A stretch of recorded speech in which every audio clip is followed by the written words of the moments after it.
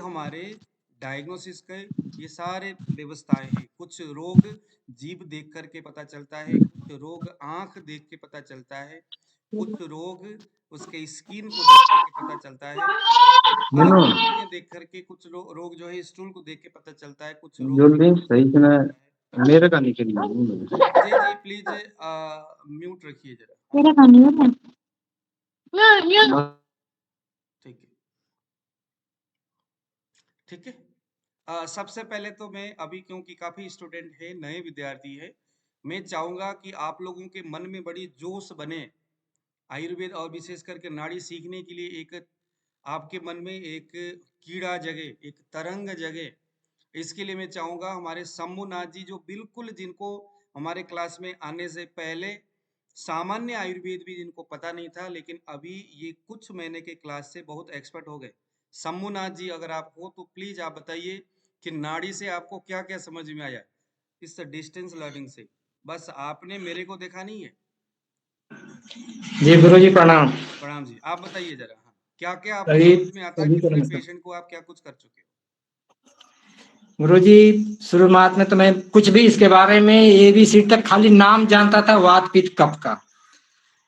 लेकिन आपका वीडियो देख के आपसे मैंने संपर्क किया, आपका क्लास लिया। आज मुझे 50% से ऊपर हमें गर्व है कि मैं नाड़ी में सक्षम हूँ। और आज भी जितने रोगी आते हैं उनको जो भी मैं पूछता हूँ वो हाँ हाँ में कहते हैं। कुछ लोग ऐसे हैं कि जो अभी हमको नहीं समझ में आती है, थोड़ा बहुत डिस्टर्ब होता है, लेकिन उसके आधार पर दवा देते हूँ और बहुत रिस्पांस बढ़िया है। मैं मतलब 50% से ऊपर अपना प्रोग्रेस कर चुका हूँ ये अपने लाइन में। ये आपकी गुरुजी प्रणाम। और आपसे प्रणाम आज तक गुरुजी। किसी की मुलाकात भी नहीं है, फेस टू फेस सामने नहीं है। मैं केवल वीडियो देख के और ऑनलाइन ही क्लास से ये सीखा हूँ। गुरुजी प्रणाम। प्रणाम जी। गुरुजी मैं आज पहली बार आपके क्लास में जुड़ा हूँ। हमारे मित्र सोबरन जी है भोपाल से, हाँ जी। उन्होंने मुझे लिंक डाला था आपके इसकी। जी तो गुरुजी हमें आगे का मार्गदर्शन कीजिए, कैसे हम पूरा क्लास लेके ये जी सीखें। जी जी जी जी मैं आपको बता रहा हूँ। मैंने सबसे पहले जी शंभुनाथ जी को सामने इसलिए रखा क्योंकि ये अभी इनको आयुर्वेद का कुछ नहीं मालूम था, और जी ये इन्होंने बहुत जल्दी चीजों को इन्होंने कवर कर लिया, सुना और समझा। महज 2 महीने हुआ है ये मेरे से जुड़े हुए, और ये बहुत अच्छा प्रैक्टिस करते हैं, नाड़ी तो ये बहुत अच्छा पकड़ते हैं। जी। और हमारे तो बाकी ईशुकांत जी है, आशा कुमारी जी है, ये हमारे पुराने धुरंधर है, तो इनकी तो बात ही क्या है, ये तो बहुत कुछ कर सकते हैं। ईशुकांत जी आप बताइए जरा, क्या कैसा आपका, कैसा नाड़ी, आप तो खैर मेरे पास आ भी चुके हो ईशुकांत जी। सर एक्चुअल में अभी मैं कुछ कहना चाहूँ तो ये है कि शास्त्रीय पद्धति से जो नारी का जो विशिष्ट ज्ञान है वो आपसे मिला है। मतलब अभी तक मैंने ऐसा देखा, लोगों से सुना, पर विगत 3 साल पहले की बात है, मैं आपसे मिला।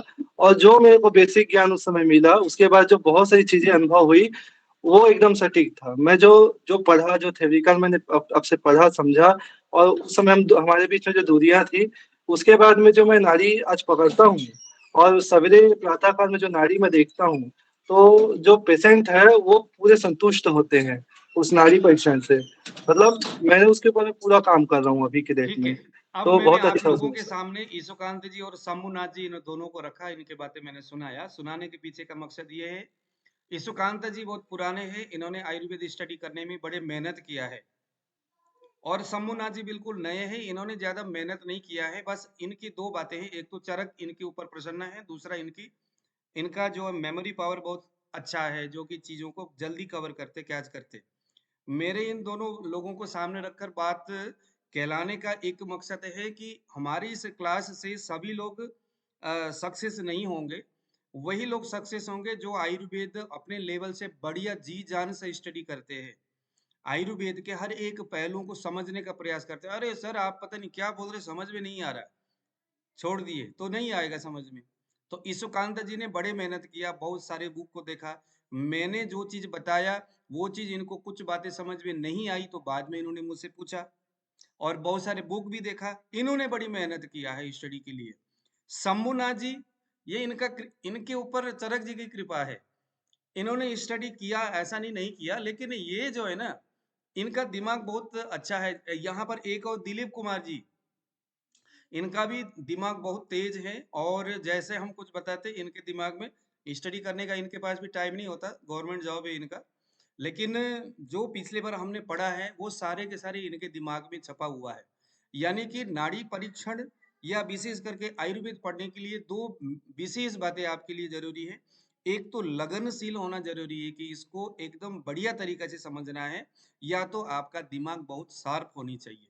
अगर आपने स्टडी नहीं करना है बट दिमाग अगर आपका बहुत अच्छा है तो नाड़ी तो समझ में आएगी, उसके साथ साथ में आप चिकित्सा की प्रबंधन भी आप बेहतरीन तरीके से आयुर्वेदिक विधि से आप कर सकते हैं।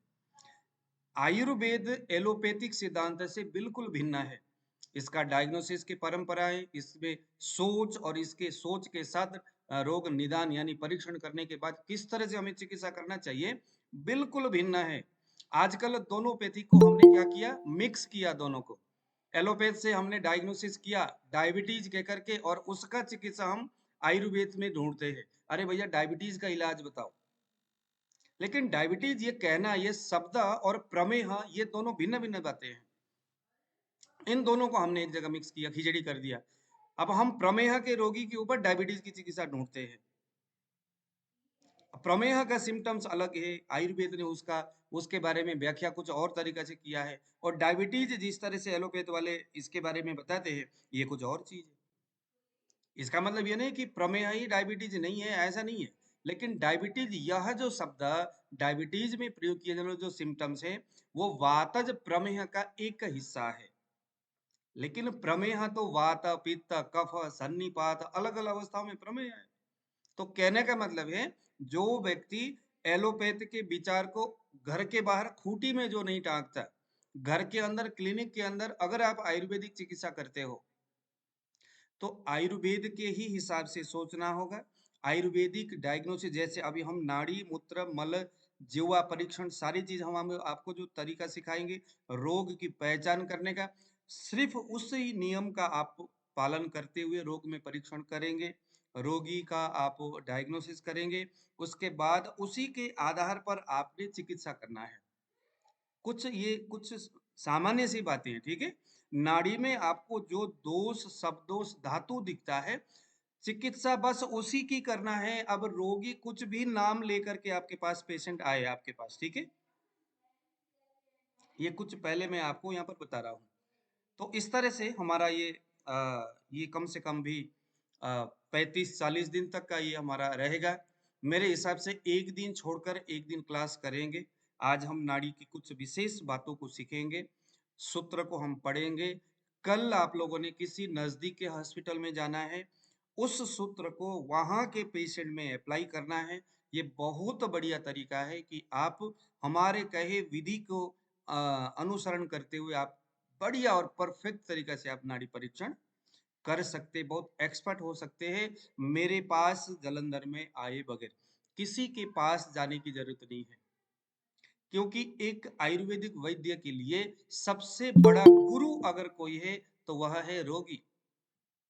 दुनिया में आप कितने भी आयुर्वेद के ग्रंथ को पढ़िए, कितने ही दिन पढ़िए, दिन रात एक करके पढ़िए, रोगी ही आपको आयुर्वेद के बारे में सिखाता है।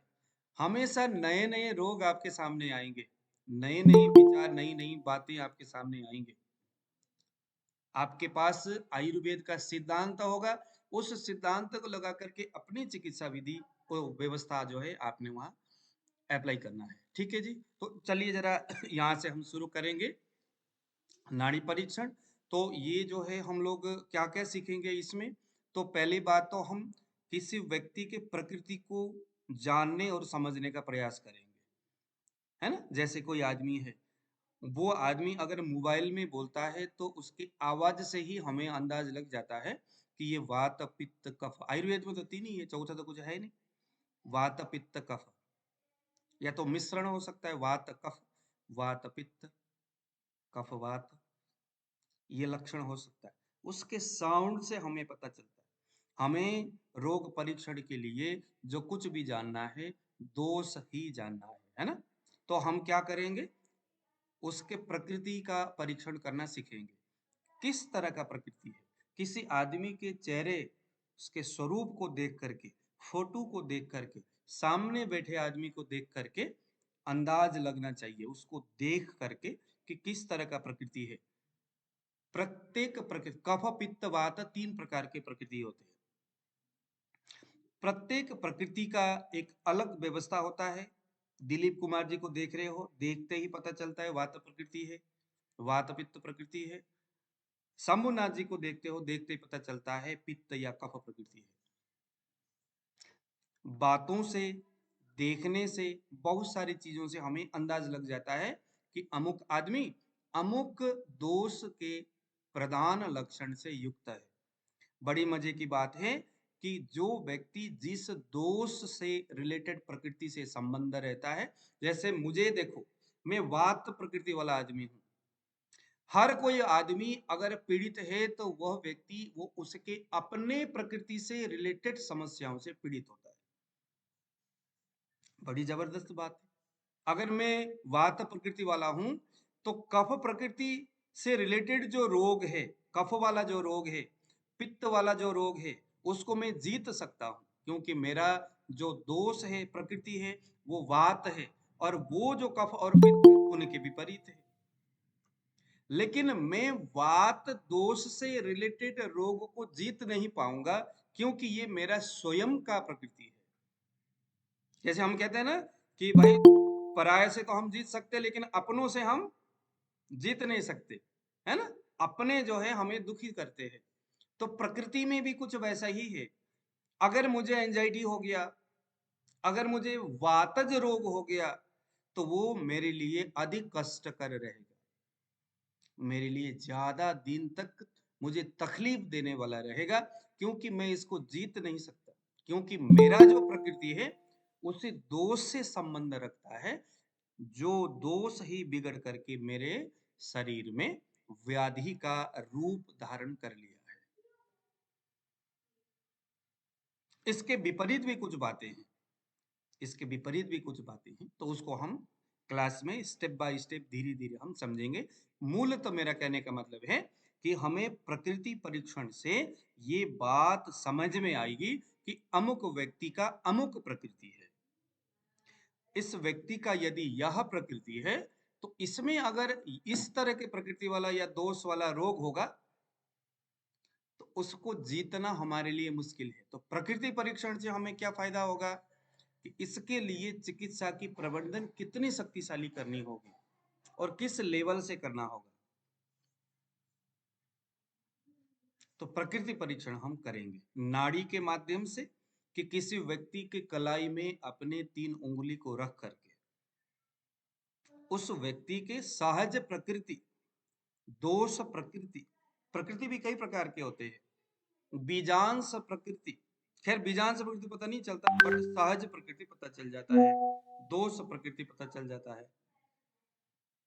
कैसे पता करें? प्रकृति का परीक्षण हम वहां से करेंगे। फिर विकृति हम देखेंगे कि भाई ये इसका प्रकृति है, तो विकृति क्या है, विकृति दोष का परीक्षण हम करेंगे और उससे एक मेजरमेंट लगाएंगे कि भाई इस आदमी में ये तो प्रकृति है और ये तो विकृति है दोषों का।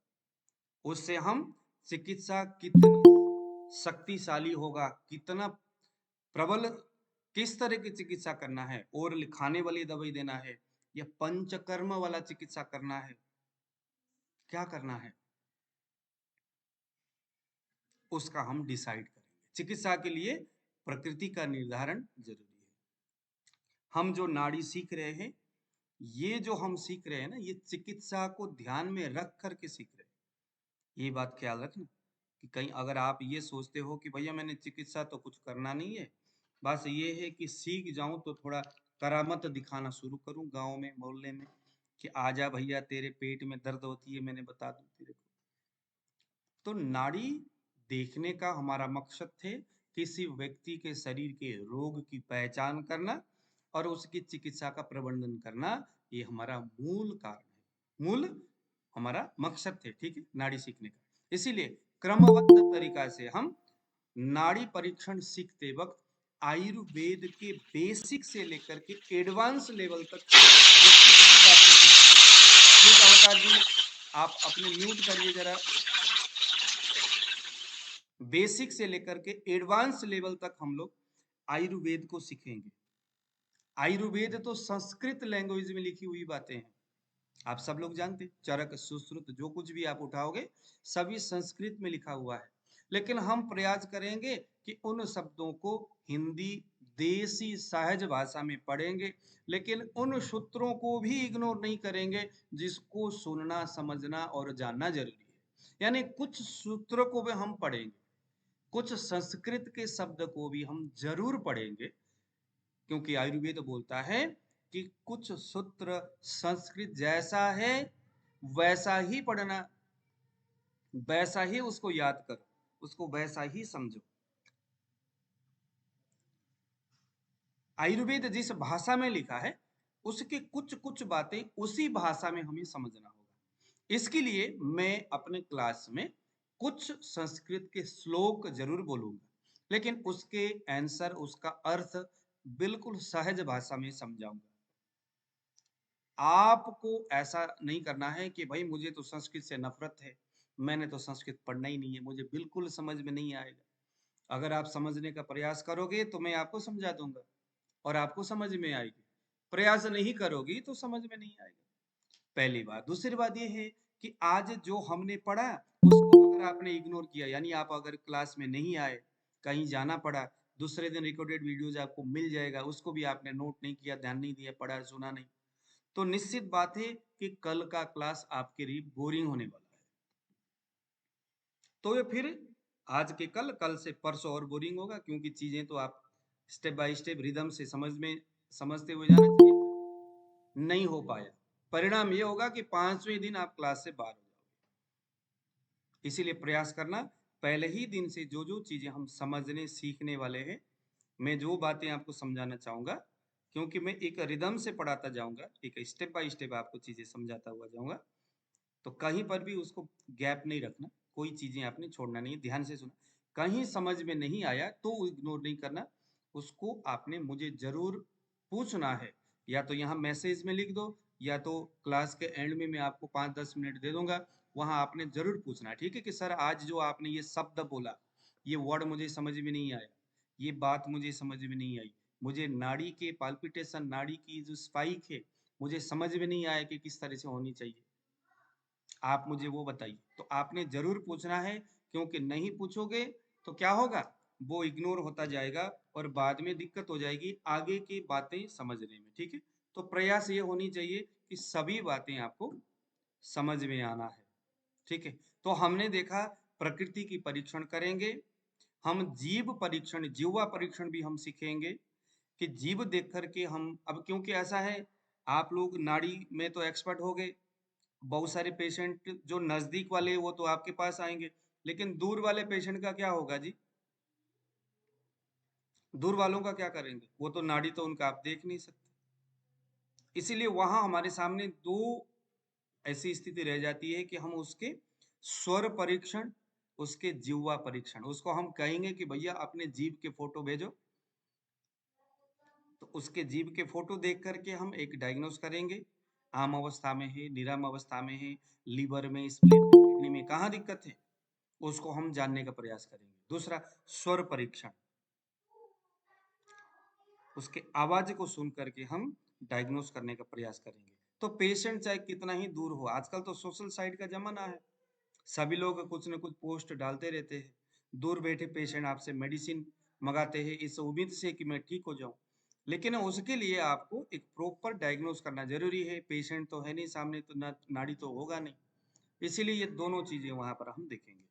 तो प्रकृति परीक्षण, नाड़ी जीवा परीक्षण, उसके नाभि परीक्षण, नाभि जब सामने आए तो नाभि द्वारा भी हम चीजें देखेंगे।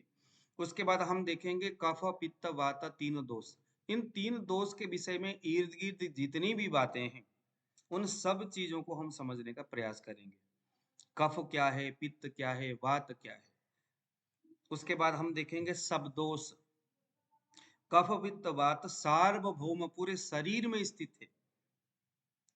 तो मान लीजिए कि किसी व्यक्ति के घुटने में अगर दर्द हो रहा है, तो कफ का कौन सा वह हिस्सा जो घुटने में रहता है, इस चीज को हमें सब दोष से पता चलता है।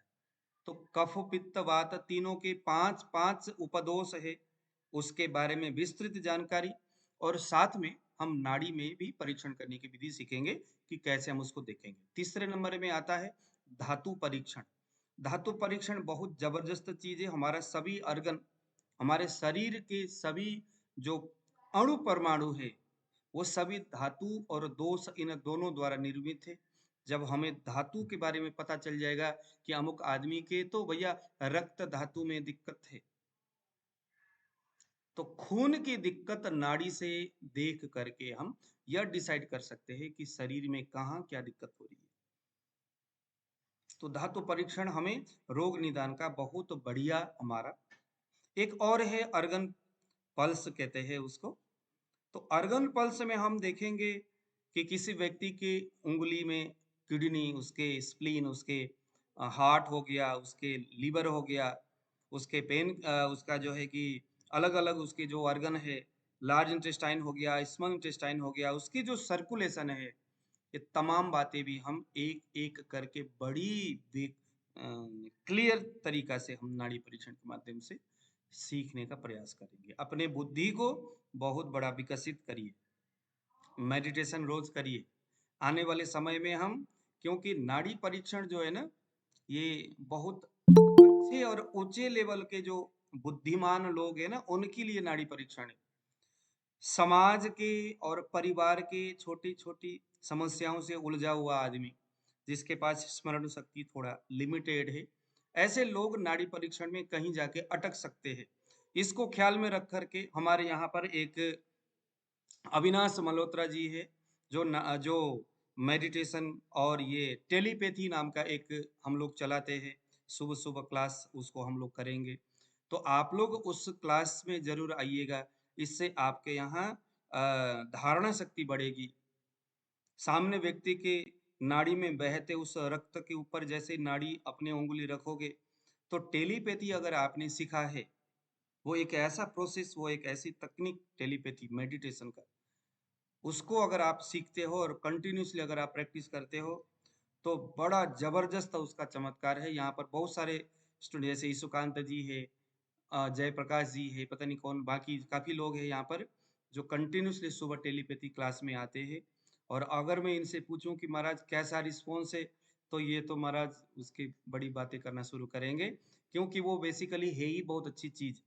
तो मैं तो उम्मीद करूंगा कि आप उनसे, हमारे आयुष योगी के इस प्लेटफॉर्म से सुबह 5 बजे से 5:30 से 6:30 के बीच में होने वाली टेलीपैथी की इस दिव्य जो ज्ञान है, जो नॉलेज है, मेडिटेशन की जो व्यवस्था, उसे भी आप लोग सीख सकते हैं। अगर आप लोग कहोगे तो एक न्यू सेशन हम वहां पर डाल सकते हैं। उसको सीखने के बाद आपके अंदर धारणा शक्ति, स्मरण शक्ति और किसी चीज को ऑब्जर्वेशन करने की जो कैपेसिटी है, बहुत भर भर करके आता है। तो उससे आप लोग जरूर सीखिएगा। इससे नाड़ी परीक्षण में आपको बहुत सही आपको हेल्प मिलेगा। तो अर्गन पल्स हम सीखेंगे, और हम नाड़ी परीक्षण में दोषों के गुणों के बारे में जानकारी लेंगे। जैसे हमारा, अगर मैं कहूं कि आपने कहा कि महाराज इस व्यक्ति के नाड़ी में तो वात दोष दिखता है। अब भैया कफ पित्त वात तो सामान्य बातें हैं, नाड़ी में कफ पित्त वात देखना तो सामान्य बात है, वो तो आप महज 3-4 दिन में सीख लेंगे। लेकिन हम जूझेंगे उस चीज के ऊपर जो बेसिकली आयुर्वेद के दोषों को समझाने वाला है, जिन्हें हम कहते हैं दोषों के गुण, है ना। जैसे रुक्ष शीत, गुरु शीत, मृदु स्निग्ध, मधुर स्थिर पिच्छला, ये कफ के गुण है। सुना है आप लोगों ने ये? गुरु शीत, मृदु स्निग्ध, मधुर स्थिर पिच्छला, इसके बारे में हम विस्तृत जानकारी देंगे। मान लीजिए किसी व्यक्ति के शरीर में कफ बढ़ा है, वो कफ किस गुण से बढ़ा है? गुरु से बढ़ा है, शीत से बढ़ा है, स्थिर से बढ़ा है, पिछिल से बढ़ा है। किस गुण से वो कफ बढ़ा है? अगर नाड़ी को पकड़ते ही ये चीजें हमें समझ में आ जाए, तब तो महाराज हमें ये बताने में बड़ी अच्छी लगेगी कि आप दूध पी के आए हो, चाय पी के आए हो, बर्गर खा के आए हो, क्या खा के आए हो। जैसे हम कहते हैं ना कि भाई पुराने जमाने में जो वैद्य है, वो तो बताया करते थे कि भैया अगले बंदा ने बर्गर खा के आया है, दूध पी के आया है। ये बातें आप भी कर सकते हो, लेकिन कब संभव है? ये तब संभव है जब आप नाड़ी में दोषों के गुणों की पहचान करना सीखोगे। हालांकि ये थोड़ा सहज जरूर नहीं है, गहरी बात है, लेकिन अगर आप कंटिन्यूसली प्रैक्टिस करेंगे तो इसको सीख लेंगे। अगर इसको आपने सीख लिया, दोषों के गुणों को ऑब्जर्वेशन करना सीख लिया, कोई बड़ी बात नहीं है, मैं आप लोगों को एक एक करके सब चीज सिखाऊंगा। अगर सीख लिया ये चीज, तो आपके लिए आयुर्वेद बहुत सहज है। किसी व्यक्ति के रोग के अंदर, किसी व्यक्ति के शरीर में चल क्या रहा है, वो आपके प्रति अभी सोच क्या रहा है, क्योंकि शरीर में जो कुछ भी अघटित घटनाएं घटती है, वो सभी दोषों के गुणों के आधार पर घटता है। अगर कोई आदमी दिन भर सोता है तो क्या होगा? शरीर में कफ बढ़ेगा। कौन सा वाला कफ? स्थिर गुण वाला कफ बढ़ेगा, है ना? तो अगर कोई आदमी दिन भर सोता है, आपके पास नाड़ी चेक कराने आएगा, कफ के उंगली में स्पाइक होगा, लेकिन कौन सा वाला गुण? स्थिर गुण। अगर आपको पहले से मालूम है कि इस तरह के स्पाइक नाड़ी में स्थिर गुण बताता है, इतना अगर पता चल जाए आपको, तो आप कहोगे कि महाराज दिन भर सोते हो क्या? अगला कहेगा हाँ, आपको कैसे पता? उसके विपरीत चिकित्सा आप कर दो, सामान्य कुछ एक दो जड़ी बूटी से, क्योंकि आप उसको ठीक कर सकते हो, चिकित्सा कर सकते हो, क्योंकि यहाँ दोषों के गुणों की पहचान आपने कर लिया। आयुर्वेद में जो कुछ भी है, दोष और उसके गुण है, ठीक है? यही कुछ स्पेसिफिक बातों को हम 35 से लेकर 40 दिन तक लगा करके हम इसको सीखेंगे। बिल्कुल अपने दिमाग को सही रखिए, सुबह सुबह मेडिटेशन करिए, क्योंकि यही वो आधार है जिससे आप लोग नाड़ी परीक्षण प्रॉपर तरीका से हो पाएगा, ठीक है? तो चलिए जरा शुरू करते हैं आज का ये हमारा सेशन। एक सेकंड। हाँ, आज वैसे तो टाइम, मैं यहाँ से आपको मैं स्क्रीन शेयर कर रहा हूँ, अगर शेयर हो गया हो तो मुझे बता दीजिएगा। एक सेकंड, स्क्रीन शेयर हो रहा है? अभी देख नहीं रहा, आया नहीं रहा, नहीं हो रहा है। नहीं हो रहा। आने लगा। हो गया जी, हो गया। चलिए हम यहाँ से शुरू करेंगे। जैसे कि मैंने आपको बताया था कि हम जो आयुर्वेद, ये जो नाड़ी सीखेंगे, इसमें न केवल नाड़ी कि कहाँ कहाँ उंगली में कैसे कैसे लगता है, तो कौन कौन से रोगों को हम जानेंगे, बताएंगे, सिर्फ उतना हम नहीं। प्लीज आपने अपने ऑडियो को आप म्यूट रखिएगा जरा। हम सिर्फ उतने ही बातें नहीं सीखेंगे, मैंने आपको बताया था, हम समूचे आयुर्वेद को ही यहाँ पढ़ने वाले, समझने वाले। आयुर्वेद क्या है? क्योंकि आयुर्वेद कफ पित्त वात तीनों गुणों के ऊपर डिपेंडेड है। आयुर्वेद की इतनी बड़ी बड़ी जो बातें हैं, संहिताएं हैं, वो सब के सब कफ पित्त वात के ऊपर डिपेंडेड है। जिस प्रकार से हमारे जो धर्म शास्त्र, 4 वेद, 18 पुराण, इन सब का सारांश है मन एव मनुष्याणम कारणम बंध मोक्षय, बद्धम तो विषयासक्तम मुक्तम निर्विषयात्मना। बस इसी एक शब्द को सिखाने, बताने, समझाने के लिए वेद व्यास जी को इतने सारे ग्रंथ लिखना पड़ा।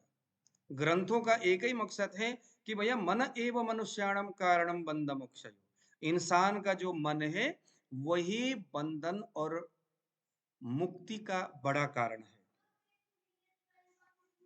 इंसान का जो मन है, पूरा ग्रंथ, पूरा धर्मशास्त्र का एक ही मकसद है, इंसान के अंदर जो मन है, वो मन ही मुक्ति और बंधन का कारण है। उसके बंधन से कैसे छुड़े और छुड़ा करके मुक्त कैसे हो। आप ही के शरीर में आत्मा है, वही आत्मा परम तत्व का प्रतीक है, लेकिन वहां तक जाने में जो आपका मन है वो नहीं दे पा रहा है, विषयों के साथ मन लगा हुआ है, और आपका विषय तामस चीजों के उधर जा रहा है।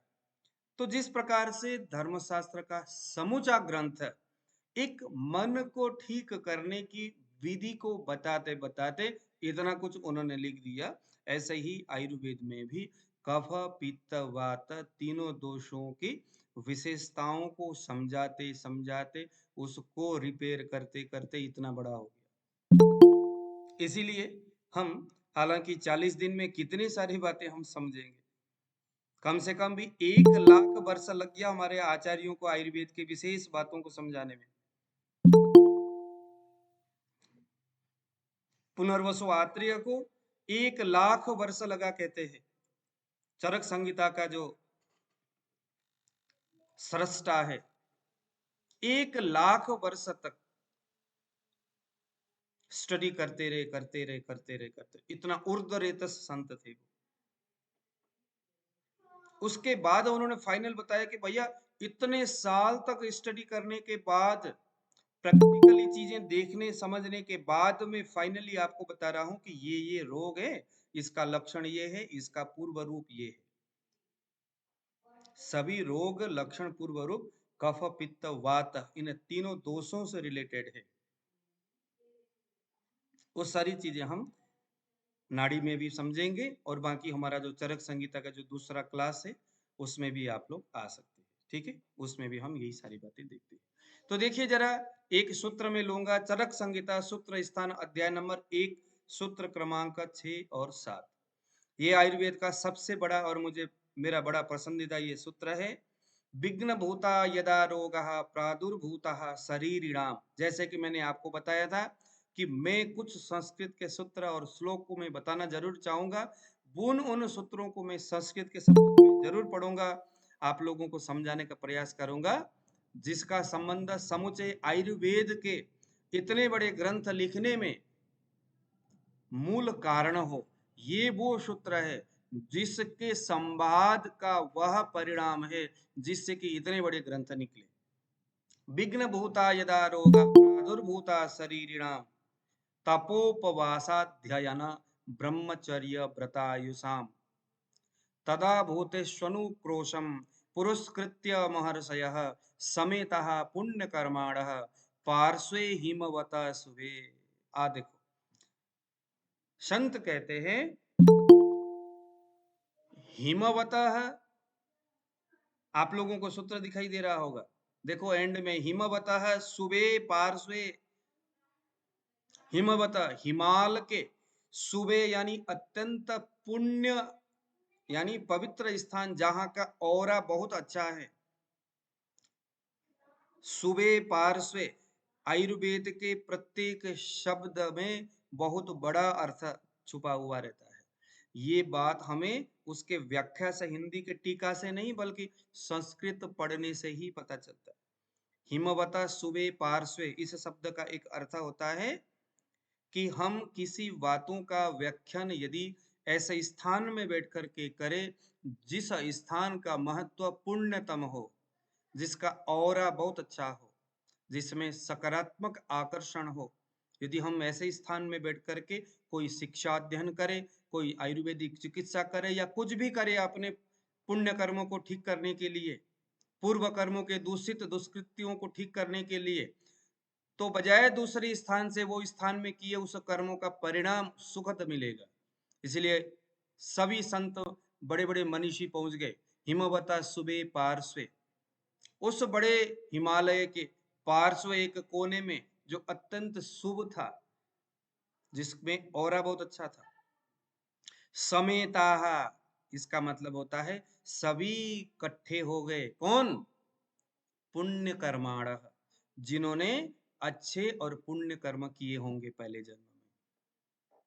पुण्य कर्माण, जिसके जीवन में पूर्व जन्मों के पुण्य कर्म का कुछ हिस्सा बचा हुआ होगा, वे व्यक्ति, समुचे इस तरह के व्यक्ति जब कहीं इकट्ठे होते हैं तो वे देश और अपने राष्ट्र के लिए, अपने समाज के लिए कुछ अच्छे ही चीजें छोड़ करके जाते करते हैं। वहां उस तरह के विचार उत्पन्न होता है। सभी पुण्य कर्मों का परिणाम है। तो समेतः पुण्य कर्माण, ऐसे बड़े बड़े संत, मनीषी, ज्ञानी, पुण्यात्मा लोग समेता इकट्ठे हो गए।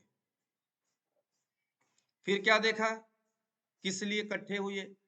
कहते विघ्न भूता यदा रोगा प्रादुर्भूता शरीरिणा। ये इकट्ठे क्यों हुए? इसीलिए हुए, ये किस तरह के लोग हैं? देखो जरा उपमा देखो, तपो उपवास अध्ययन ब्रह्मचर्य व्रतायुषा, ये सभी तपस्वी थे। उपवासाहा, उपवास करके अपने शरीर को तप्त करने वाले लोग थे। उपवासा, उपवास का मतलब होता है मैं अपने शरीर को उपवास करके क्लेश यानी कष्ट देना चाहूंगा, क्योंकि कष्ट से पाप क्षय होता है। आयुर्वेद में जो पंच कर्म में वस्ति, वमन और विरेचन है, इसके व्याख्या करते वक्त पुनर्वसु आत्रेय जी बताते हैं कि वस्ति, वमन और विरेचन ये कष्ट देने वाले उपाय है। कष्ट शरीर को देने से पाप यानी रोग, आयुर्वेद में पाप इस शब्द का अर्थ रोग से रखा गया है। कष्ट देने से रोग रूपी पाप शरीर को छोड़ के बाहर चले जाते हैं। इसीलिए तपो, तपस्या करने वाले, उपवास, उपवास करने वाले, अध्ययन, अच्छे ग्रंथों का, वेदों का अध्ययन करने वाले, ब्रह्मचर्य, ब्रह्मचारी लोग, व्रत, व्रती लोग, जो व्रत, व्रत का मतलब क्या है? जैसे महात्मा गांधी ने नमक आंदोलन ये व्रत रखा। ये व्रत क्या है? भगवान को पाने वाला व्रत थोड़ी है। उन्होंने जो व्रत किया कि हम अंग्रेज को बाहर भगाएंगे, या तमाम उनकी जो संकल्प थी, वह जो व्रत था वो पुण्य कर्म कमाने के लिए नहीं था, किसी खास मकसद पूर्ति के लिए कुछ विशेष संकल्प हम जो करेंगे उसका नाम भी व्रत है। तो ऐसे व्रती लोग आयुषाम, अच्छे आयु वाले, सभी समेता पुण्य कर्माण, सब इकट्ठे हो गए। क्यों इकट्ठे हुए? विघ्न भूता यदा रोगा प्रादुर्भूता शरीरिणाम। कहते हैं जब ये इकट्ठे हुए, उससे पहले पूरा समूचा जो दुनिया है ना, यहाँ पर यायावर प्रवृत्ति के लोग होते थे। आपको पता है यायावर किसको बोलते हैं? यायावर का मतलब होता है वो संप्रदाय और व्यवस्था जहां पर लोग अपने किसी चीज के लिए कलेक्शन नहीं करते, स्टोर नहीं करते, कहीं भी चले चलते। जैसे चरक, चरक ऋषि के नाम सुने होंगे। उनका नाम चरक इसीलिए पड़ा क्योंकि वो चरई वेती, चलते रहते थे, घूमते रहते, उनका कोई एक निश्चित ठिकाना नहीं था। इसीलिए चरक ने जगह जगह जाकर के उपदेश दिया है आयुर्वेद का। इसीलिए वो हर जगह बताते देश काल और परिस्थितियों के हिसाब से चिकित्सा करना चाहिए। देशे देशे परिभ्रमण, अलग अलग जगह में वो घूमते रहते थे। देशों का उनको बड़ा नॉलेज था, स्थान के बारे में वो जानते थे।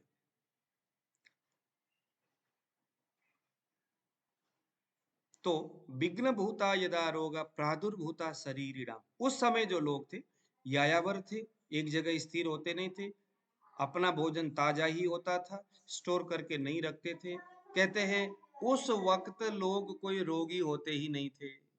रोग किस चिड़िया का नाम है किसी को मालूम नहीं था। लेकिन जैसे जैसे कहते हैं कि दक्ष प्रजापति आए, उन्होंने प्रजापति, प्रजाओं के पति यानी राष्ट्रपति बन गए। उसके बाद गांव का, नगर का, राष्ट्र का, अलग अलग इस तरह की चीजें इन्होंने बनाया, नगरों का निर्माण किया, राज्य और शहरों का निर्माण किया। व्यापार का जो प्रबंधन सबसे पहले दक्ष प्रजापति ने ही किया था, ऐसा बताया जाता है। प्रजापति के इस कर्म से लोगों में धीरे धीरे आलस्यता, स्टोर करने की प्रवृत्ति बनती रही। आलसी हो गए, काम कुछ नहीं करते थे, बेवाही करने लगे, वो तमाम कर्म करने लगे जिससे शरीर को नुकसान हो सकता था।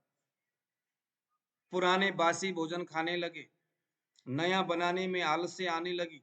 इससे क्या हो गया? विघ्न भूता रोगा प्रादुर्भूता, शरीर में शरीरिणाम रोगा प्रादुर्भूता, शरीरिणाम लोगों के शरीर में, रोगा बहुवचन है, रोगा, एक रोग नहीं अनेक रोग उत्पन्न होने लगा। प्रादुर्भूता बहुवचन, लोगों के शरीर में अनेक प्रकार के रोग, एक तरह के नहीं, तरह तरह के रोग प्रादुर्भूता उत्पन्न होने लगा। इसको देख करके सब त्राहिमाम, हे भगवान अब क्या करिए, क्या भला आ गया ये ऐसा। इसीलिए समिता पुण्य कर्माणा पार्श्व हिमवत, इसको देख करके सब के सब बड़े बड़े जो राजर्षि महर्षि जो थे वो इकट्ठे हो गए और उन्होंने कहा कि महाराज इसका निचोड़ क्या है। बहुत बड़ी आयुर्वेद के चरक सूत्र स्थान में इसके बारे में है, प्रथम अध्याय में जाकर के आप देख लीजिएगा। फिर एक निचोड़ निकाला गया कि महाराज ये जो शरीर में कुछ हो रहा है, इस तरह के कर्म से लोगों के आयु क्षीण हो रहा है। क्या हो रहा है? लोगों के शरीर में आयु क्षीण हो रहा है। और आयु क्षीण हो रहा है, इसका यही एक बड़ा उदाहरण है कि लोगों के शरीर में तरह तरह के नए नए रोग आ रहा है, कष्टकर रोग। इंसान की मृत्यु हो रही है, असमय में मृत्यु हो रहा है। छोटा बच्चा आंखों में चश्मा पड़ रहा है, छोटा बच्चा उसको डायबिटीज हो रहा है, तरह तरह की समस्याएं हो रही है। छोटी सी बच्ची प्रेग्नेंट हो गई, बड़ा आदमी बच्चा नहीं हो रहा है, उम्र काफी बड़ा हो गया लेकिन शरीर उस हिसाब से, यानी शरीर में कई प्रकार के व्याधि हो गया। निचोड़ निकाला, कारण क्या है? कहा आयु, लोगों के आयु क्षीण हो रहा। किसी ने सवाल किया महाराज ये आयु किस बला का नाम है, क्या है ये आयु? तो एक किसी ने कहा शरीरेंद्रिय सत्वात्म संयोगो इति आयु। महाराज जो लोगों में रोग हो रहा है उस होने के पीछे का यही कारण है कि इंसान के शरीर में जो आयु है उस आयु का निर्धारण शरीर, इंद्रिय, मन और आत्मा, शरीर के अंदर ये चार चीज जो रहते हैं वो एक दूसरे से कनेक्टेड रहते हैं। शरीर इंद्रियों के साथ, इंद्रिय शरीर के साथ, शरीर मन के साथ, शरीर आत्मा के साथ, मन आत्मा के साथ, ये एक दूसरे के साथ कनेक्टेड रहते हैं। और एक दूसरे से मिल करके शरीर में जो व्यवस्था बनता है उसी व्यवस्था का नाम है आयु। एक व्यक्ति की जो मृत्यु होती है वो समूचे शरीर की मृत्यु है, लेकिन अगर शरीर, इंद्रिय, मन और आत्मा इन तीनों की अगर आपस के कनेक्शन अगर बिगड़ गया, मान लीजिए कि किसी एक परमाणु है, मान लो किसी 10 परमाणुओं ने मिलकर के लीवर का निर्माण किया है। लीवर के उन परमाणुओं में भी, क्योंकि प्रत्येक परमाणुओं में चेतना है और प्रत्येक चेतना अगर परमाणु स्वरूप है तो उसमें शरीर, इंद्रिय, मन और आत्मा, इन चार चीजों की शक्ति और व्यवस्था उसमें होगा। अगर किसी के लीवर में कोई प्रॉब्लम आती है, इसका मतलब उन 10 या 15 जितने भी परमाणुओं ने मिलकर के लीवर का निर्माण किया है, उस परमाणु में जो चेतना है और उस चेतना में शरीर, इंद्रिय, मन और आत्मा स्थिर है, वो चार चीजें आपस में कनेक्टेड नहीं है। वहां का शरीर इंद्रियों से रिलेटेड नहीं है, इंद्रियों से संबंध नहीं रखता। एक आदमी भोजन करता है, देखो जरा इन चार चीजों का कैसे बढ़िया व्याख्यान सुश्रुत संहिता में बताया है। कहते हैं एक आदमी जब भोजन खाने के लिए, करने के लिए जब बैठता है, बड़े सावधानी से, ध्यान से भोजन करना चाहिए। भोजन करते वक्त उसकी चित्त वृत्ति भोजन के ही प्रति होनी चाहिए। जब ऐसा होता है, भोजन सामने रखो, उसके मधुर खुशबू आपके नाक से जब जाएगा तो गंध से, गंध क्या है? पृथ्वी का तन्मात्रा है गंध, हम उसको भी पढ़ेंगे बाद में। गंध क्या है? पृथ्वी का तन्मा, जब पृथ्वी महाभूत जब उत्पन्न होगा तो तन्मात्रा में गंध उत्पन्न होगा, गंध तन्मात्रा पृथ्वी का है। तो खुशबू से पृथ्वी तत्व एक्टिव होगा, उससे हमारा जो जीव है वह जीव रसनेन्द्रिय का प्रतीक है। जीव से पानी यानी वहां से सलाइवा उत्पन्न होना शुरू होगा। हमारे जीव में रहता है बोधक कफ, बोधक कफ चेतना का प्रतीक है। वह बोधक कफ जो चेतना का प्रतीक है वह इंद्रिय का प्रतीक है। जीव क्या है? एक इंद्रिय है। वो इंद्रिय कहाँ रहता है? शरीर में रहता है। बोधक कफ जो चेतना का प्रतीक है, चेतना क्या है? मन है। और इंद्रिय, शरीर और मन, ये तीनों चीजें जब थाली सामने रहा, खुशबू ऊपर आया, जीभ से पानी आया, वह हमारा जल्दी करो यार, इसको मैं खा लूं, इतने देर में तीन चीजें एक्टिव हो जाएगा, शरीर, इंद्रिय और मन। और उस भोजन को देख करके जब है ना, अंदर से एक होती है प्रसन्न, वाह क्या बात है, मैंने भोजन, इससे मन हो जाता है प्रसन्न। उस भोजन का संबंध आपके शरीर, इंद्रिय, मन और आत्मा, इन चारों को प्रसन्न करता है भोजन। इसीलिए उस भोजन को आयु का प्रवर्तक माना जाता है। हमने पढ़े होंगे कि भोजन आयु को देने वाला है। आयु का प्रवर्तन करना है भोजन है। रस ही, आहार ही आयु को उत्पन्न करने वाला है। कैसे करता है वो मैंने आपको बताया। इसी प्रकार से हमारे शरीर के तमाम क्रिया, इनका रिलेशन शरीर, इंद्रिय, मन और आत्मा, इनके साथ रहता है। अब मान लीजिए कि आप थाली में तो भोजन रखे हो, लेकिन मोबाइल में किसी बात कर रहे हो, उसमें न तो आपका बोधक कफ चेतना युक्त होगा, एक्टिव होगा, और न ही बाकी चीजें उसके साथ साथ शरीर, इंद्रिय, मन का रिलेशन उस भोजन के खुशबू से होने वाला है। और भोजन भी पता नहीं कितने दिन पुराना फ्रिज में रखा हुआ, उसमें न तो कोई खुशबू है, न तो उसके रूप है, न उसका रस है, न उसका गंध है। पांच इंद्रियों को प्रभावित करने वाला उस भोजन में कुछ है ही नहीं। इसीलिए इस तरह का भोजन आयु को नाश करता है। जैसे हम कहते हैं ना कि भाई आजकल का जो भोजन है आयु को नाश करता है। क्यों करता है? क्योंकि इंद्रियों को उत्तेजित करने वाले उस भोजन में कुछ चीज नहीं है। तो ग्रंथकार, ये जितने भी साधु संत ये कहने लगे कि महाराज भोजन की विकृति आने से आपके शरीर के आयु को विकारग्रस्त कर रहा है। इससे आपके कर्मेंद्रिय, वाक, हाथ, पैर, गुदा और लिंग कर्मेंद्रिय हो गया। कान, आंख, रसना यानी जीभ, नाक और स्किन, ये ज्ञानेंद्रिय हो गए।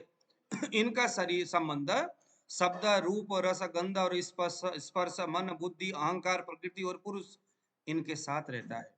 जब समुचे ये सभी चीज मिलकर के शरीर में जब काम करता है, तब जाकर के शरीर चलता है, सही तरीका से चलता है, और उसी को हम कहते हैं आयु।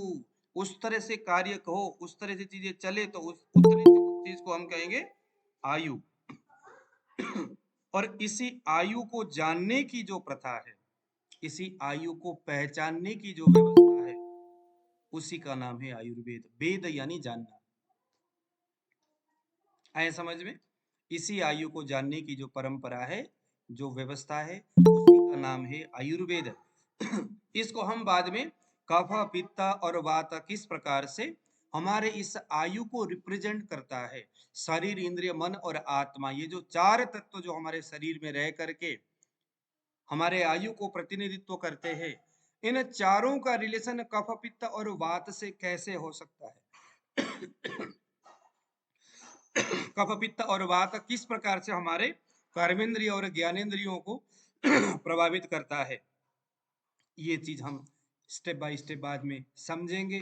ठीक है, मेरे हिसाब से इसी तरह से हम इसको पढ़ेंगे। अगर आपको बोरिंग लग रहा है तो मेरे भाई, आयुर्वेद पढ़ने का यही पद्धति है। कोई ऊपर ऊपर से बात करते हुए जाने से कोई फायदा नहीं होने वाला। आयुर्वेद अगर आपने पढ़ना है, विशेष करके नाड़ी अगर आपने सीखना है, तो इसी पद्धति से ही सीखते हुए जाना होगा, क्योंकि यही आयुर्वेद सीखने का बेसिक तरीका है। अगर इस तरीका में आपको कहीं गड़बड़ है, मेरे किसी शब्द से आपको समझ में नहीं आ रहा है, तो आप मुझे पूछ सकते हैं। ठीक है, तो इसको हम देखेंगे, और कल से हम लोग नाड़ी के विषय में, कि नाड़ी क्या है, इसका रिलेशन हमारे महाभूतों के साथ कैसे है, क्यों हम तीन उंगली से रेडियल आर्टरीज में ही उंगली रखते हैं, इंडेक्स फिंगर को ही आगे क्यों रखना है, मिडिल फिंगर को बीच में क्यों रखना है, रिंग फिंगर को पीछे क्यों रखना है, इसके पीछे का रीजन क्या है, इसका वैज्ञानिक आधार क्या है, इन सारी चीजों को हम एक एक करके समझेंगे। हर रोज हम छोटे छोटे टॉपिक को समझेंगे, ताकि आप लोग कहीं कंफ्यूज ना रहे। ठीक है, तो इस तरह से हम कंटिन्यूसली चलेंगे। आज की क्लास से कोई कंफ्यूजन आप में है तो प्लीज आप बताइए, कि कहीं अगर कंफ्यूजन है तो। यही हमारा कंटिन्यूसली रिदम रहेगा।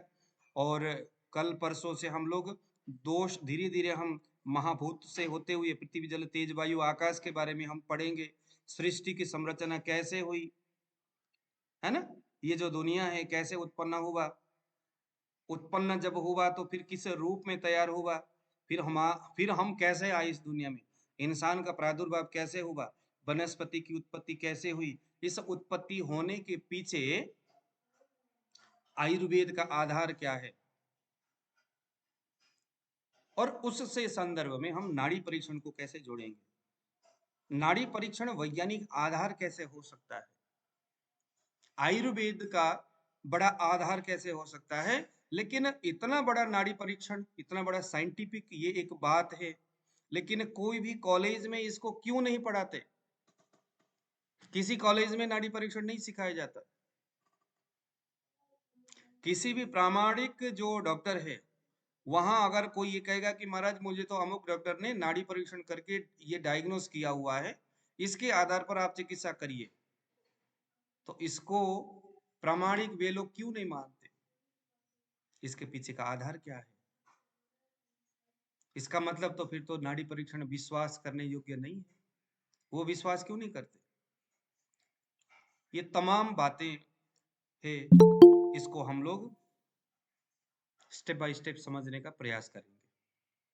निश्चित है अगर इसी तरह से आप लोग सहज होकर के क्लास में बैठेंगे तो आप लोगों को समझ में जरूर आएगा।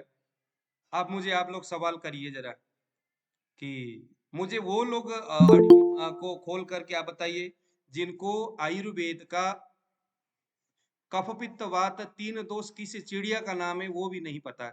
अगर ऐसे कोई है तो प्लीज आप बताइए, क्योंकि मैं हमेशा आपको सामने कैमरे, आपको मैं हमेशा कहूंगा कैमरे खोल के बैठ जाओ। प्लीज बताइए, कोई कमजोर जो आयुर्वेद में खुद को समझता है वो सामने आइए और मुझे कहिए कि मुझे बिल्कुल नहीं आता। जी मुझे बिल्कुल नहीं आता सर। रामपाल जी ठीक है, आप मेरे नोट में आ गए और आपको इसी तरह से कैमरे ऑन करके रखना है। मैं क्लास में जो कुछ भी बोलूंगा आपके चेहरे को पढ़ करके बोलूंगा। सर मुझे भी कुछ नहीं आता अभी। आकाश भारद्वाज जी ठीक है, आकाश जी मैं आपका भी ख्याल रखूंगा। क्लास के बीच में आप हमेशा कैमरे को ऑन करके बैठेंगे, ठीक है। कोई भी बातें अगर समझ में नहीं आता तो उसको इग्नोर नहीं करना है, क्योंकि तीसरे दिन आप क्लास से बाहर हो जाएंगे। नहीं तो इग्नोर नहीं करना, कोई बातें समझ में नहीं आती तो क्लास के एंड में आप प्रश्न कर सकते हैं। और तीसरा अगर कोई है तो बताइए जिसको आयुर्वेद के बारे में। मेरा भी नाम लीजिए, मेरा भी। युवराज जी आप तो एक्सपर्ट हो, आप तो हमारे पुराने स्टूडेंट हो, इतने दिन से क्लास में आते हो। हाँ फिर भी लीजिए। सर मुझे भी कुछ पता नहीं। रीता शर्मा ओके ठीक है, हाँ ठीक है कोई बात नहीं। और बाकी कोई? जी सर। चंचल सिंह जी, अच्छा अभी मैंने रीता जी जो आपको मैंने बोला एक सूत्र का, एक श्लोक का मैंने व्याख्या बताया, ये समझ में आया कि नहीं आपको? जी मुझे आयुर्वेद के बारे में बहुत कम जानकारी है। और ये जो रीता जी मैं अभी बता रहा हूँ कि अभी जो मैंने पढ़ाया वो बातें आपको पता चला कि नहीं, समझ में आया कि नहीं? थोड़ी थोड़ी पता चली। थोड़ी है तो इसको आपने कल भी जो रिकॉर्ड वीडियोज में दे दूंगा तो उसको एक बार आप जरूर उसको स्टडी करिए, उसको सुनिए, नोट बनाइए, नोट अपने से बनाइए। मेरे बनाया नोट आपके किसी मतलब का नहीं है, आप अपने से, इसको आयुर्वेद के बारे में मालूम नहीं है, उन्होंने क्या करना है, वीडियो सुनना है, वहां से नोट बनाना है। नोट बनाते वक्त जो बात समझ में नहीं आती उसे हमें दूसरे दिन की क्लास में पूछना है। अब कल ये क्लास नहीं होगा, कल आप लोगों ने नोट बनाना है, उसके बाद वहाँ जो बातें समझ में नहीं है तो उसको नोट करना है, और परसों जब क्लास होगा तो वहाँ आपको पूछना है कि सर ये क्या चीज है। दिव्या जी आप बताइए। सर मुझे भी समझ नहीं आई। नहीं आई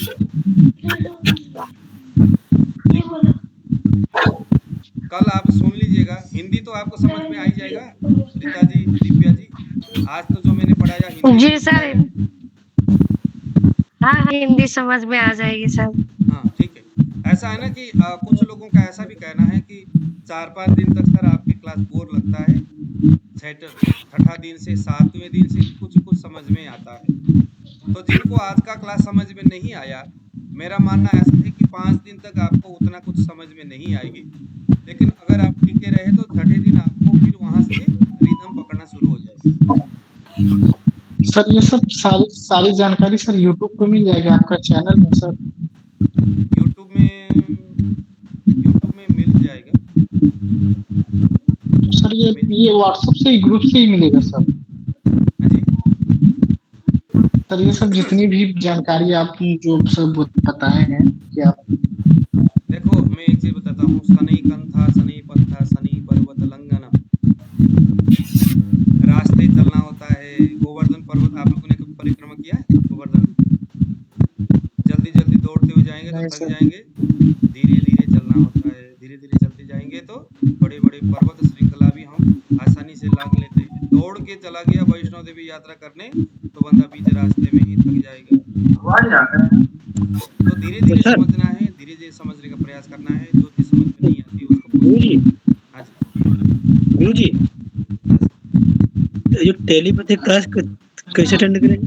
टेलीपैथी अभी टेलीपैथी आप लोग जो नए विद्यार्थी है, जैसे दिव्या जी हो गए, रीता जी हो गए, मैं विशेष रिक्वेस्ट करूंगा जो नए विद्यार्थी है जिनको आयुर्वेद ज्यादा समझ में नहीं आता, आपको लगता है कि ये नाड़ी तो मुझे समझ में नहीं आने वाली, तो तुरंत आप टेलीपैथी आप ज्वाइन जरूर करो।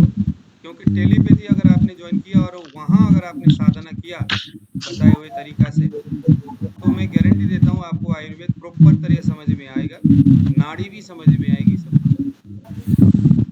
सर नमस्कार सर। अविनाश जी से मैं रिक्वेस्ट करूंगा अगर उनके पास समय होगा तो निश्चित सुबह का क्लास शुरू होगा। सर नमस्कार। हाँ जी नमस्कार सर। नमस्कार सर सुरेंद्र सिंह बोल रहा हूँ हिमाचल से सर।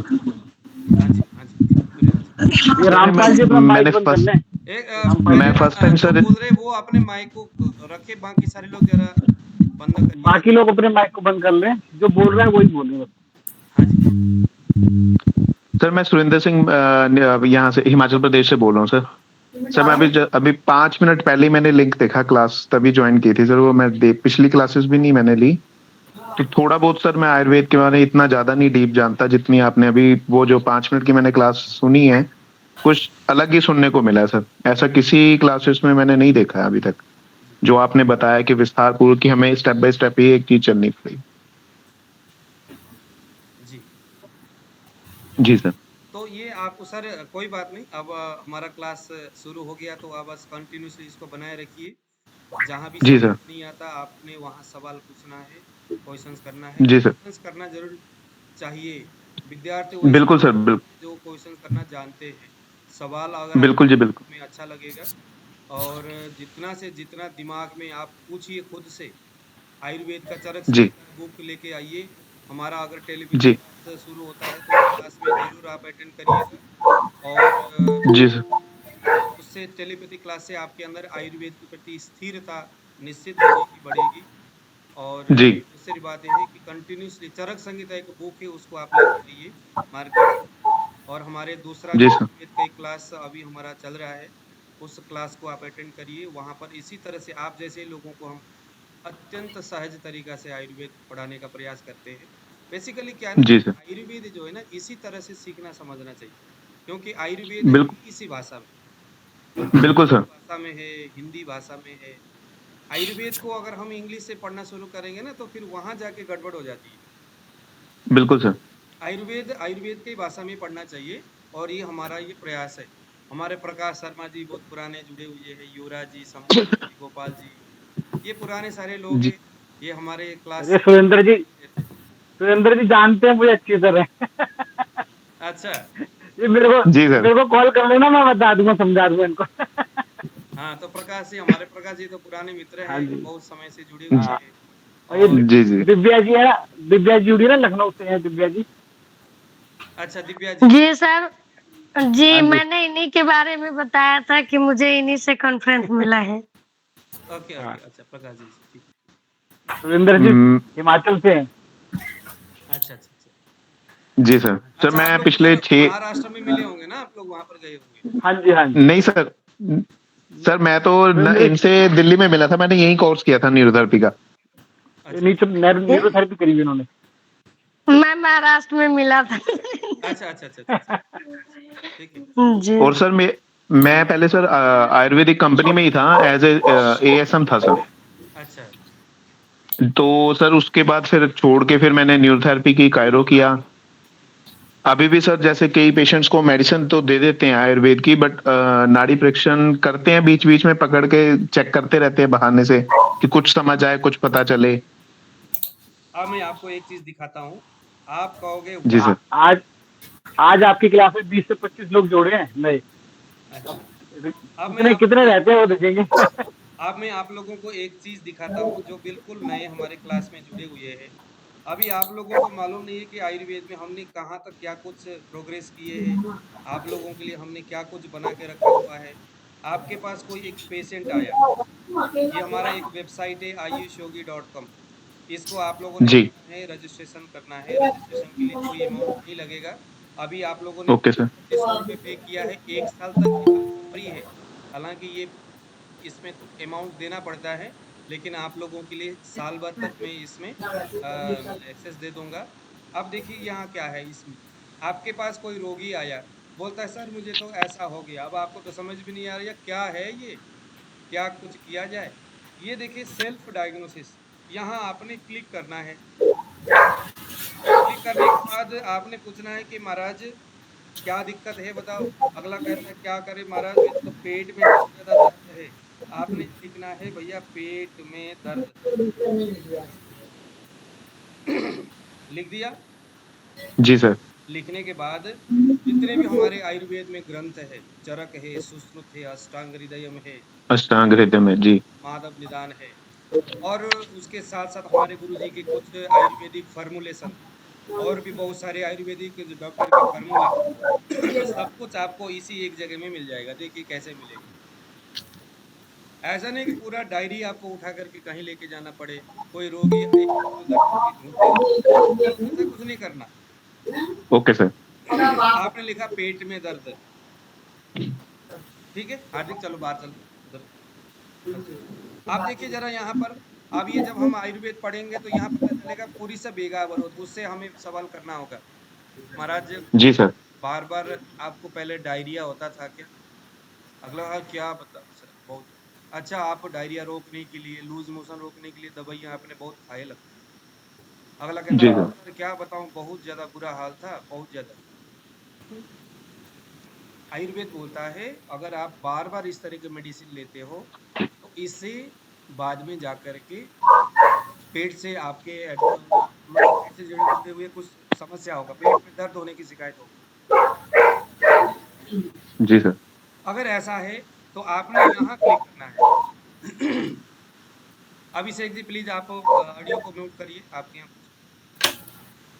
करने के बाद यहाँ आपको सर्च का ऑप्शन दिख रहा है, यहाँ क्लिक करना है। पुरुष बेगा अवरोध, पुरुष उदावर्त इसको हम बोलते हैं।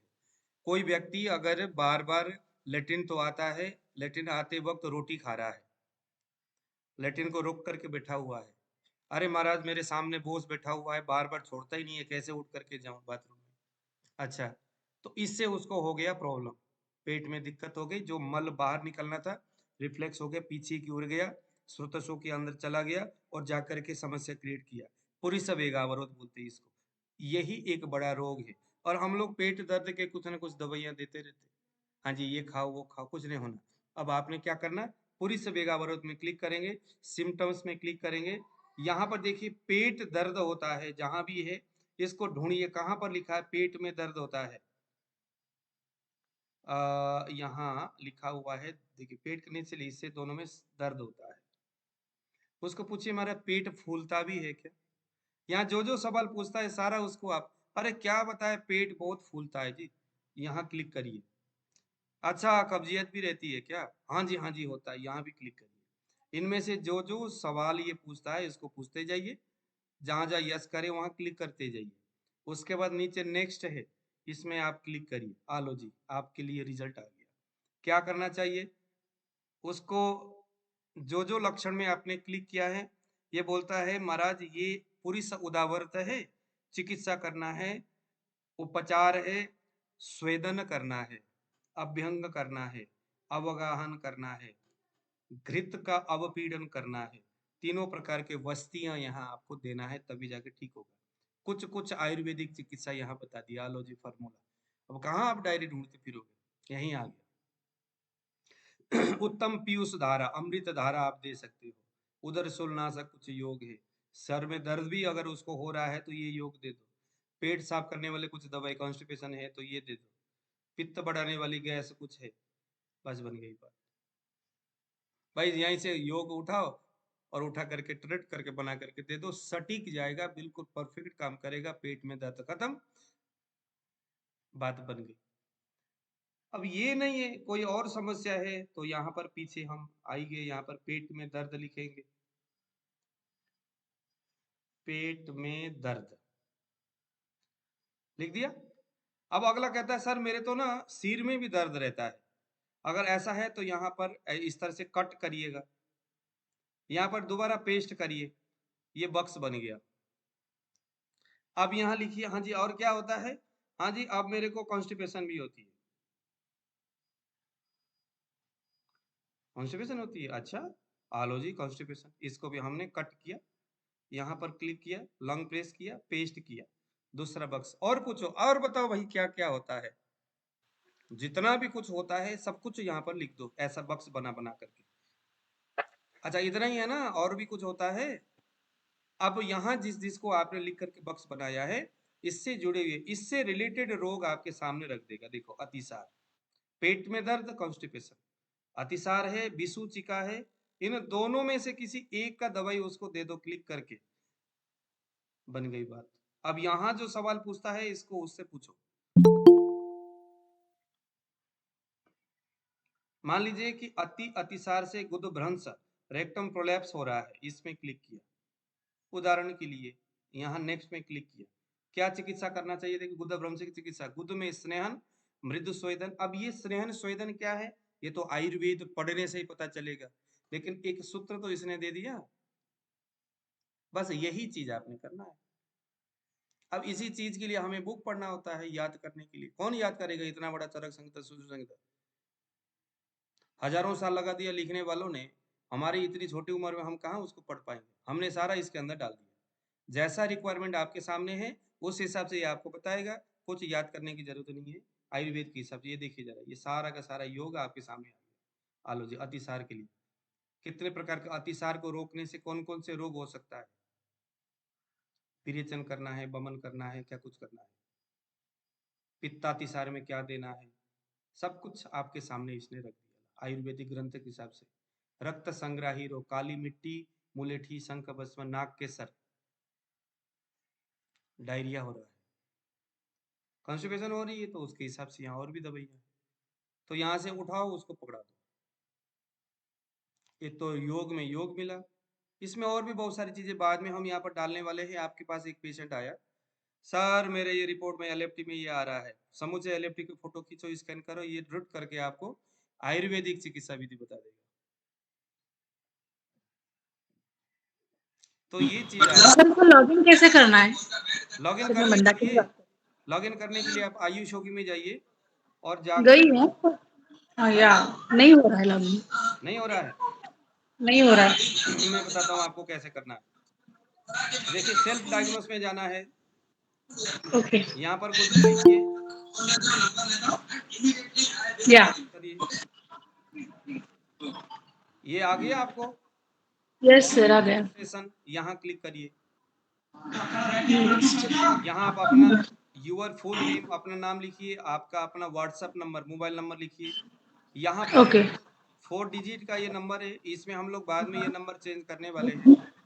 इस नंबर पर क्लिक करके इसको कहीं पर नोट करके रखना है।